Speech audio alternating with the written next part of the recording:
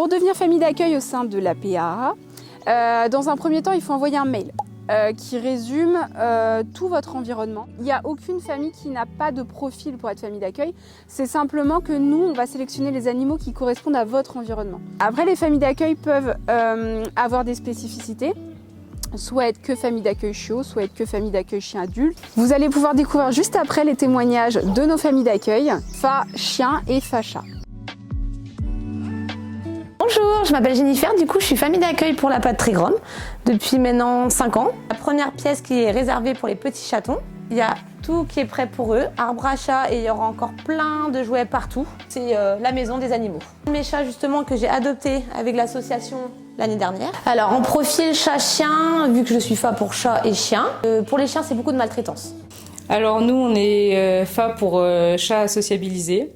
Donc ils arrivent chez nous en étant sauvages ou très craintifs.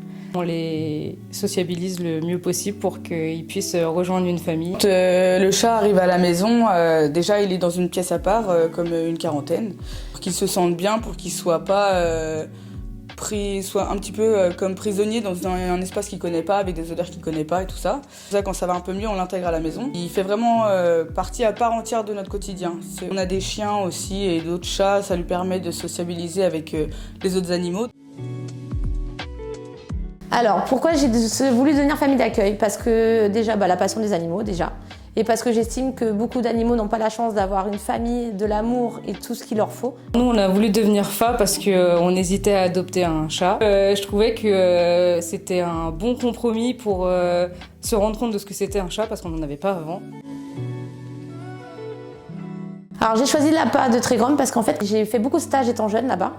Du coup en fait les animaux, vu que c'est devenu toute une passion, c'est vraiment toute ma vie en fait, clairement. J'ai choisi la Patte Trigrom parce que je suivais leur story depuis longtemps. J'avais eu des bons retours. Le rôle de Fa, ça va être vraiment de prendre soin d'eux, de leur donner beaucoup d'amour, de pouvoir les re-sociabiliser, de pouvoir les emmener chez le vétérinaire, car il y en a malheureusement qui arrivent dans des états et qui ont besoin de beaucoup de soins. Et il faut vraiment pouvoir avoir le temps et l'énergie aussi de le faire. C'est quand même hyper gratifiant d'avoir des animaux en sociabilisation qui arrivent et qui vraiment ont très peur de l'humain. Et en fait, quand on entend le premier ronronnement, les premières caresses ou même rien que la première approche, ça donne du baume au cœur et ça donne vraiment envie de continuer, quoi.